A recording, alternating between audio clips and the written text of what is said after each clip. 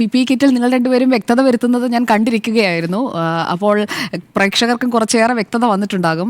എന്തായാലും ഈ 10.23 കോടി 10,23,00,000 അധിക ബാധ്യത എന്ന് CAG പറയുമ്പോൾ അത് പ്രതിപക്ഷത്തിന് ശരിക്കും ഒരു ഈ ഊർധ്വൻ വലിച്ചു കിടക്കുമ്പോൾ ചെറിയ പ്രാണവായു കിട്ടുന്നത് പോലെയായി ആ CAG റിപ്പോർട്ട് എന്ന് വേണം മനസ്സിലാക്കാൻ. പ്രതിപക്ഷം ഒന്ന് സടകുടഞ്ഞ് എഴുന്നേൽക്കുന്നതൊക്കെ കണ്ടു. പക്ഷേ ഇവിടെ ഈ 2020 മാർച്ചിൽ ഇറക്കിയ ഈ പർച്ചേസ് ഓർഡറുകൾ വിവിധ കമ്പനികളുടെ ഉണ്ണി സാർ ഇവിടെ സൂചിപ്പിച്ചല്ലോ.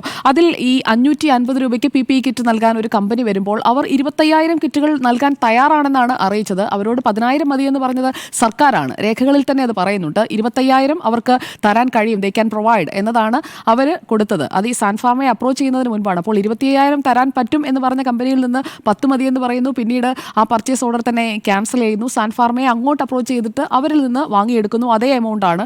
മാത്രമല്ല മറ്റു കമ്പനികളിൽ നിന്ന് ഉണ്ണി സാർ സൂചിപ്പിച്ചതനുസരിച്ചാണെങ്കിൽ ഇത്രയും PPE കിറ്റ്സ് അതിൽ എത്രയാണ് യൂസേജ് എന്നത് കൂടി പുറത്തേക്ക് വരേണ്ടതുണ്ട്. അതിൻ്റെ കണക്ക് കൂടി സർക്കാർ തന്നെയാണ് പുറത്തു വിടേണ്ടത്. PPE കിറ്റ് എത്ര ഉപയോഗിച്ചു, എത്ര ബാക്കി വന്നു എന്നതും. അതായത് അടിയന്തര ഉപയോഗത്തിനായി ഗുണമേന്മയുള്ള സാധനങ്ങൾ വാങ്ങിയതിനെ ഞാൻ തെറ്റു പറയുന്നില്ല. മുൻ ആരോഗ്യമന്ത്രി KK ശൈലജ പറഞ്ഞത് ആ ഒരു ന്യായീകരണമാണ്. ഗുണനിലവാരം കണക്കിലെടുത്തു. കിറ്റിന് ക്ഷാമമുണ്ടായാൽ കുറച്ച് കൂടുതൽ കിറ്റുകൾ കൂടുതൽ വിലയ്ക്ക് സ്റ്റോക്ക് ചെയ്യേണ്ടി വന്നു. അതാണ് മുൻ ആരോഗ്യമന്ത്രിയുടെ വാദം. അവർ ആ സമയത്ത് കോവിഡ് കാലത്തെന്ന് മാത്രമല്ല ആരോഗ്യമന്ത്രി ആയിരിക്കുമ്പോൾ നല്ല പ്രവർത്തനമാണ് KK ശൈലജ കാഴ്ചവെച്ചത്. അപ്പോൾ അവർക്ക് നേരെ അടിക്കാൻ കിട്ടിയ ഒരു വടിയായി ഭരണപക്ഷത്തെ ചിലരും ഇപ്പോൾ ഈ വിവാദത്തെ ഈ CAG റിപ്പോർട്ടിനെ ഉപയോഗിക്കുന്നുണ്ട് എന്നുള്ളത് പരസ്യമായ ഒരു രഹസ്യമാണ് എന്നത് കണ്ടിരിക്കുന്ന പ്രേക്ഷകരിൽ കുറച്ചു പേർക്കെങ്കിലും മനസ്സിലാകുന്നുണ്ടാകും. എന്തായാലും ഈ അനിത ടെക്സ്കോട്ട് ആ കമ്പനിയാണല്ലോ ഇപ്പോൾ വിവാദമായി മാറിയിരിക്കുന്നത്. ഈ പർച്ചേസ് ഓർഡറിൽ അല്ലെങ്കിൽ ഇത് വാങ്ങാനുള്ള തീരുമാനത്തിൽ ഇടപെട്ടത് അന്നത്തെ സർക്കാരിൻ്റെ ഭാഗമായിട്ടുള്ള രണ്ട് പേരാണ്. ആരോഗ്യമന്ത്രിയും അന്നത്തെ ധനമന്ത്രി തോമസ് ഐസക് ആരോഗ്യമന്ത്രിയുടെ പൂർണ്ണമായ അപ്രൂവലോടുകൂടി വന്ന ഫയൽ എന്നാണ് പറഞ്ഞിരിക്കുന്നത്. അപ്പോൾ മുഖ്യമന്ത്രിക്കടക്കം ഇക്കാര്യത്തിൽ വലിയ ഉത്തരവാദിത്തമില്ല എന്ന് പറഞ്ഞുകൊണ്ട്, കാരണം മുൻ സർക്കാരിൽ നിന്ന് ഇപ്പോഴത്തെ സർക്കാരിലേക്ക് വരുമ്പോൾ രണ്ടാം സർക്കാരിൽ തുടരുന്ന ഏകയാൾ മുഖ്യമന്ത്രിയാണ്. അപ്പോൾ അന്നത്തെ ആരോഗ്യമന്ത്രിയുടെ തലയിലേക്ക് ഇതെന്തായാലും വീണ് കഴിഞ്ഞിരിക്കുകയാണ്. CAG റിപ്പോർട്ടിന്റെ അടിസ്ഥാനത്തിൽ കേസെടുക്കണമെന്ന് വിജിലൻസിന് ഒരു പരാതിയും പോയിട്ടുണ്ട്. പൊതുപ്രവർത്തകൻ പായിച്ചിറ നവാസിന്റെ പരാതി വിജിലൻസിന് പോയിട്ടുണ്ട്. നിലവിൽ ലോകായുക്തയിലെ കേസിൽ KK ശൈലജ 1ാം പ്രതിയാണ്. അപ്പോൾ ഇതിൽ നിന്നെല്ലാം വായിച്ചെടുക്കേണ്ട ഒരു കാര്യമെന്ന് പറയുന്നത് ഇതിൽ ഉന്നം KK ശൈലജയാണ്. ഇതിൽ എന്ത് സംഭവിച്ചാലും പ്രതിപക്ഷം ഈ അഴിമതി ആരോപണത്തിന്മേൽ കൂടുതൽ തെളിവുകൾ പുറത്തുവിട്ടാലും ഇന്നിപ്പോൾ പ്രതിപക്ഷ നേതാവ് ഈ അനിത കമ്പനിയുടെ കത്തടക്കം പുറത്തുവിട്ടിട്ടുണ്ട്. സാൻഫാർമയിൽ നിന്ന് 1,550 പെർ കിറ്റ് വാങ്ങുമ്പോൾ 550 രൂപയ്ക്ക് കിറ്റ് നൽകാമെന്ന് പറഞ്ഞുകൊണ്ട് അവർ കൊടുത്ത കത്ത് അതിൽ 25,000 രേഖപ്പെടുത്തിയിരിക്കുന്നതായി ഞാൻ കണ്ടത്. എന്തായാലും ആരോഗ്യമന്ത്രിയുടെ തീവെട്ടിക്കൊള്ള എന്നൊക്കെ അന്നത്തെ പ്രതിപക്ഷ നേതാവും ആരോപിക്കുന്നുണ്ട്. ഇന്നത്തെ പ്രതിപക്ഷ നേതാവ് പറയുന്നതും സമാനമായ കാര്യങ്ങൾ തന്നെയാണ്. ഇനി ഇതിൽ മറ്റൊരു കമ്പനി കൂടിയുണ്ട്. അതായത് ഈ പർച്ചേസ് ഓർഡർ റദ്ദാക്കിയതിനു ശേഷം മഹിളാ അപ്പാരൽസിൻ്റെ PPE കിറ്റിന് എക്സ്പോസ് ഫാക്ടോ അംഗീകാരം നൽകിയില്ല എന്ന നിയമസഭയിലെ മറുപടി വരുന്നുണ്ട്. പക്ഷേ അത് തെറ്റാണെന്ന് തെളിയിക്കുന്ന ഒരു RTI ഡോക്യുമെൻ്റ് കൂടി കാണാനിടയായി. അപ്പോൾ ഈ പർച്ചേസ് ഓർഡർ റദ്ദാക്കുന്നതിന് മുൻപ് ലക്ഷങ്ങളുടെ പർച്ചേസ് നടന്നിട്ടുണ്ട് എന്നത് ഒരു വസ്തുതയാണ്. ആ വസ്തുത നമുക്ക് കണ്ടില്ല എന്ന് നടിക്കാൻ കഴിയുകയില്ല. ഈ സാൻഫാർമ എന്ന കമ്പനി, ആ കമ്പനിയുടെ ഒരു വെയറബോട്ട്സ് അത് തട്ടിക്കൂട്ട് കമ്പനിയാണ്. അങ്ങനെ പലതരത്തിലുള്ള ആരോപണങ്ങൾ ഉയർത്തുന്നുണ്ട്. പക്ഷേ സാൻഫാർമയിൽ നിന്ന് നേരത്തെയും അവരിതുപോലെ തന്നെ പർച്ചേസ് ഓർഡർ കൊടുക്കുകയും സാധനങ്ങൾ വാങ്ങാനായിട്ടുള്ള കരാറിൽ ഏർപ്പെടുകയും ഒക്കെ ചെയ്തതിനെക്കുറിച്ചുള്ള രേഖകളുമുണ്ട്. അപ്പോൾ ഈ അങ്കമാലിയിലെ മഹിളാ അപ്പാരൽസ് അതിലേക്കാണ് നിങ്ങൾ പറയാത്ത മറ്റു പല കാര്യങ്ങളും പറഞ്ഞു പോയതുകൊണ്ട് മറ്റൊരു ഭാഗത്തേക്ക് ഞാൻ വരികയാണ്.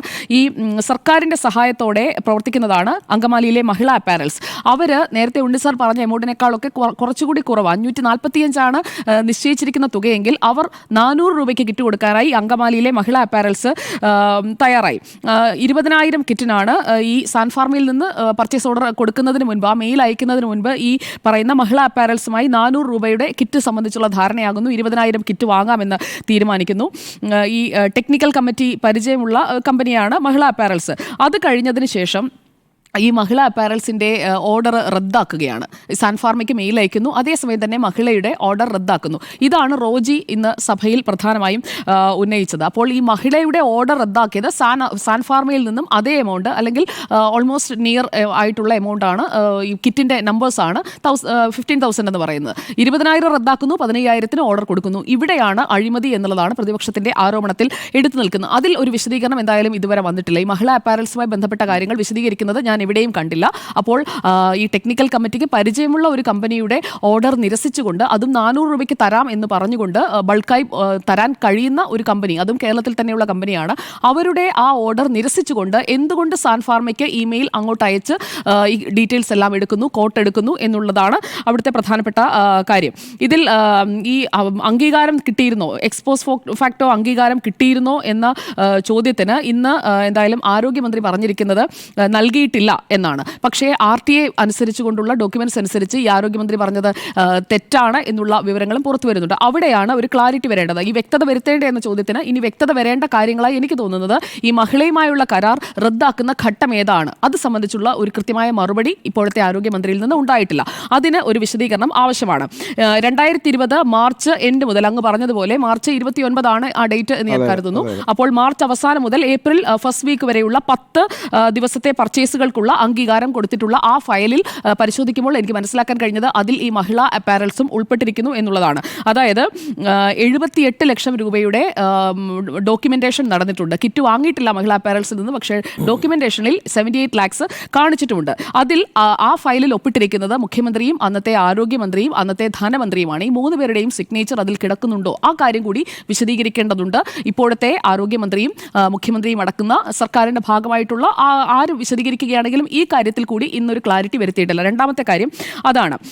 ഈ അവിടെയാണ് പ്രതിപക്ഷം ഉന്നയിക്കുന്നതായി ഞാൻ മനസ്സിലാക്കുന്നത്. അത്രയും ക്ലിയറായി അവർ പറഞ്ഞു എന്ന് എനിക്കറിയില്ല. എന്തായാലും PPE കിറ്റ് വാങ്ങാതെ വാങ്ങി എന്ന് കാണിച്ച് പണം തട്ടിയെടുത്തു എന്ന് പറയുന്നത് ആകെ ശരിയാകാൻ സാധ്യതയുള്ളത് ഈ 78 ലാക്സിൻ്റെതാണ്. അവിടെ എന്താണ് നടന്നത്, അത് ആ പർച്ചേസ് നടക്കാതെ പോയതിനെക്കുറിച്ച് പിന്നീടൊരു നോട്ട് എഴുതിയിടാൻ അന്നത്തെ ആരോഗ്യമന്ത്രിയായ KK ശൈലജ മറന്നുപോയതാകാനുള്ള സാധ്യതയുമുണ്ട്. കാരണം 78 ലക്ഷമാണ്. ഒരു മന്ത്രിയായിരിക്കെ 78 ലക്ഷത്തിൻ്റെയൊക്കെ അഴിമതി എന്ന് പറയുന്നത് വളരെ ചെറിയൊരു അഴിമതിയാണ്. അപ്പോൾ അവിടെ എന്താണ് കണക്കിൻ്റെ കാര്യത്തിൽ സംഭവിച്ചത് എന്നതിൽ ഒരു ക്ലാരിറ്റി അന്നത്തെ ആരോഗ്യമന്ത്രിയായ KK ശൈലജ വരുത്തിയാൽ ഈ മഹിളാ അപ്പാരൽസിൻ്റെ കാര്യത്തിൽ റോജി എം ജോണിൻ്റെ സംശയത്തിനടക്കം മറുപടി വരും. ഇനി മുഖ്യമന്ത്രി പിണറായി വിജയൻ പറഞ്ഞ ന്യായീകരണത്തിലേക്കാണ്. മുഖ്യമന്ത്രി പറഞ്ഞത് വിപണിയിൽ വില കുറഞ്ഞപ്പോൾ ഓർഡർ വെട്ടിക്കുറച്ചു. എങ്ങനെയാണ് നിങ്ങൾ ഈ ഓർഡറിൻ്റെ, അതായത് 50% കുറച്ചു കൊണ്ടുവന്നത്? അതിന് ഈ സാൻ ഫാർമയ്ക്ക് കൊടുത്ത ഓർഡർ കിറ്റിന് ഈ വില കുറഞ്ഞു തുടങ്ങിയപ്പോൾ ഓർഡർ 500,000 നിന്ന് 15,000 ആക്കി കുറച്ചു എന്നതാണ് പറഞ്ഞത്. പക്ഷേ ഈ മെഡിക്കൽ സർവീസസ് കോർപ്പറേഷനിൽ നിന്നുള്ള ഡീറ്റെയിൽസ് എടുത്ത് നോക്കുമ്പോൾ അതിൽ 550 രൂപയ്ക്കാണ് കെയ്റോൺ എന്ന കമ്പനിയിൽ നിന്ന് PPE കിറ്റ് വാങ്ങാൻ പർച്ചേസ് ഓർഡർ കൊടുത്തത്. ആ ദിവസം തന്നെയാണ് കെയ്റോണിന് 550ക്ക് ഓർഡർ കൊടുക്കുന്ന അതേ ദിവസം തന്നെയാണ്, സെയിം ഡേ ആണ്. ആ ഫയലുകൾ പരിശോധിച്ചാൽ മനസ്സിലാകും. അതേ ദിവസം തന്നെയാണ് ഈ മൂന്നിരട്ടി, ഓൾമോസ്റ്റ് 3 ഇരട്ടിയാണല്ലോ ഈ സാൻ ഫാർമയുടേത് വരുന്നത്. അപ്പോൾ ആ 3 ഇരട്ടി വിലയ്ക്കുള്ള സാൻ ഫാർമയിലെ പർച്ചേസ് ഓർഡറും ഈ 2 കാര്യങ്ങളും സെയിം ഡേറ്റ് ആണ്. അതേസമയം തന്നെയാണ് അങ്കമാലിയിൽ നിന്നുള്ള മഹിളാ അപ്പാരൽസും ഈ 400 അല്ലെങ്കിൽ 450 എല്ലാ ടാക്സസും എല്ലാം ചേർത്ത് അതിന് കിറ്റ് നൽകാനായിട്ട് തയ്യാറായിരുന്നു. പക്ഷേ ആ സെയിം ഡേറ്റിൽ ഓർഡർ കൊടുത്തിരിക്കുന്നത് സാൻ ഫാർമയ്ക്ക് മാത്രമാണ്. അവിടെയും സർക്കാർ ഒരു ക്ലാരിറ്റി വരുത്തണം. ഈ കുറഞ്ഞ വിലയ്ക്ക് PPE കിറ്റ് ലഭിക്കുമെന്ന സാഹചര്യം വന്നതോടെ പിന്നീട് റദ്ദ് ചെയ്തുവെന്ന് മുഖ്യമന്ത്രി പറയുന്നുണ്ട്. പക്ഷേ റദ്ദാക്കിയെങ്കിൽ ഈ ഇടപാട് നടക്കില്ലല്ലോ, ഈ ഇടപാടിൻ്റെതായിട്ടുള്ള ഈ ട്രാൻസാക്ഷനും നടക്കില്ല. അപ്പോൾ ഈ KMSCL നടത്തിയിട്ടുള്ള ഇമെയിലുകൾ അത് പരിശോധിച്ച് കഴിഞ്ഞാൽ മുഖ്യമന്ത്രി പറയുന്നത് ഉന്നതതല യോഗത്തിന് ശേഷമാണ് ഈ 3 ഇരട്ടി വിലയുള്ള കിറ്റുകൾ വാങ്ങാൻ തീരുമാനിച്ചത് എന്നതാണ്. പക്ഷേ ഈ മഹാരാഷ്ട്രയിലെ സ്ഥാപനം സാൻ ഫാർമ, അത് നമുക്ക് അങ്കമാലിയിൽ നമ്മുടെ തൊട്ടടുത്ത ഒരു കമ്പനി ഈ വിലയ്ക്ക് തരാം എന്ന് പറയുമ്പോൾ അതിനെ തള്ളിക്കൊണ്ട് അങ്ങോട്ട് മെയിൽ അയച്ചത് ആ സാൻ ഫാർമ വഴി പാർട്ടിക്ക് അല്ലെങ്കിൽ ആരോഗ്യമന്ത്രിക്ക് പണം കിട്ടി എന്നൊക്കെയാണ് പ്രതിപക്ഷം ആരോപിക്കുന്നത്. ഞാൻ ആ ആരോപണത്തെ എൻഡോഴ്സ് ചെയ്യില്ല. പക്ഷേ അവിടെ ഒരു ക്ലാരിറ്റി കുറവുണ്ട് എന്നതാണ് കാര്യങ്ങൾ പരിശോധിക്കുമ്പോൾ എനിക്ക് മനസ്സിലാക്കാൻ കഴിയുന്നത്. മാർച്ച് 29 മറ്റ് രേഖകൾ നമ്മൾ പരിശോധിക്കുമ്പോൾ മുഖ്യമന്ത്രി പറയുന്ന ഒരു കാര്യം ശരിയാണ്. മാർച്ച് 29 ഉന്നതതല യോഗം ചേർന്നത്. അത് ആ വർഷത്തെ രേഖകൾ നമ്മളെടുത്ത് നോക്കിയാൽ മനസ്സിലാക്കാൻ കഴിയും. അന്ന് ഉന്നതതല യോഗം ചേർന്നിട്ടുണ്ട്. അന്ന് ഒരു തീരുമാനമെടുത്തതായി കൂടി മുഖ്യമന്ത്രി പറയുന്നുണ്ട്. എന്താണ്, എത്ര തുകയായാലും പ്രതിരോധമാണ് പ്രധാനം, അതിനാവശ്യമായുള്ള സാമഗ്രികൾ വാങ്ങും. അത് ആ തീരുമാനമെടുത്തത് ആ ഉന്നതതല യോഗത്തിൽ തന്നെയാണ്. പക്ഷേ ഇമെയിൽ അയച്ചിരിക്കുന്നത് അവിടെയും തെറ്റിപ്പോയിട്ടുണ്ട്. അതിലും ഒരു ക്ലാരിറ്റി വേണം. ഇമെയിൽ അയച്ചിരിക്കുന്നത്, ഇമെയിലിൽ കൃത്രിമം കാട്ടാൻ പറ്റില്ല, 28-ാം തീയതിയാണ് ഇമെയിൽ പോയിരിക്കുന്നത്. അപ്പോൾ ഉന്നതതല യോഗം 29 നടക്കുന്നു, 28 ഇമെയിൽ പോയിട്ടുണ്ട്. ഈ പർച്ചേസ് ഓർഡർ അയക്കുന്നതിനുള്ള മേൽവിലാസം ചോദിച്ചുകൊണ്ടുള്ള ഇമെയിൽ KMCL നിന്ന് സാൻ ഫാർമയ്ക്ക് അയച്ചു കൊടുക്കുന്നത് മാർച്ച് 28 അതായത് മുഖ്യമന്ത്രി പറഞ്ഞ ഉന്നതതല യോഗത്തിന്റെ തലേ ദിവസം തന്നെ ഈ മഹാരാഷ്ട്രയിലെ സ്ഥാപനവുമായിട്ടുള്ള കരാർ സംബന്ധിച്ചുള്ള അത് ഇനിഷ്യേറ്റ് ചെയ്ത് കഴിഞ്ഞിരിക്കുന്നു. ആ ഒരു കോൺവെർസേഷൻ അവിടെ ഇനിഷ്യേറ്റ് ചെയ്ത് കഴിഞ്ഞിരിക്കുകയാണ്. അപ്പോൾ തീരുമാനം എടുക്കുന്നതിന് മുൻപ് ഈ ഇമെയിൽ പോയത് എങ്ങനെയാണ്? പ്രതിപക്ഷം ചോദിക്കേണ്ട ഒരു ചോദ്യം ഇതാണ്. ആ ചോദ്യത്തിനും സർക്കാരിൻ്റെ ഭാഗത്ത് നിന്ന് ഒരു വ്യക്തത വരണം. അപ്പോൾ ഈ നോട്ട് ഫയൽസ് നോക്കുകയാണെന്നുണ്ടെങ്കിൽ കെയ്റോണിന് ഓർഡർ കൊടുത്തിരിക്കുന്നത് 29-ന്, അതുപോലെ തന്നെ സാൻ ഫാർമയ്ക്ക് ഇമെയിൽ കൊടുത്തിരിക്കുന്നത് ഓഫർ വന്നിരിക്കുന്നത് 29-ന്. അപ്പോൾ ഓഫർ കിട്ടി എന്ന് പറയുന്ന സാൻ ഫാർമയെ ഇവിടേക്ക് എത്തിച്ചത്, അതായത് സാൻ ഫാർമ എന്നുള്ള പേര് നിർദ്ദേശിച്ചത് അല്ലെങ്കിൽ സാൻ ഫാർമയെ നമുക്ക് അപ്രോച്ച് ചെയ്യാമെന്ന് പറഞ്ഞുകൊണ്ട് അങ്ങോട്ട് ഇമെയിൽ അയക്കാനായിട്ടുള്ള തീരുമാനമെടുത്തത് കെ ശൈലജയാണോ? അതിന് കെ ശൈലജ ഒരു മറുപടി പറഞ്ഞാൽ മതി. അവരിപ്പോൾ പറയുന്ന ഗുണനിലവാരം കണക്കിലെടുത്തു, കിറ്റിന് ക്ഷാമമുള്ളത് കൊണ്ട് കിറ്റുകൾ കൂടുതൽ വിലയ്ക്ക് വാങ്ങേണ്ടി വന്നു. അവരുടെ ഒരു സത്യസന്ധതയൊന്നും ഞാൻ ചോദ്യം ചെയ്യുന്നില്ല. പക്ഷേ ഇക്കാര്യങ്ങളിൽ ഒരു ക്ലാരിറ്റി വേണം എന്നതാണ് എൻ്റെ ഈ വിഷയത്തിലെ അഭിപ്രായം.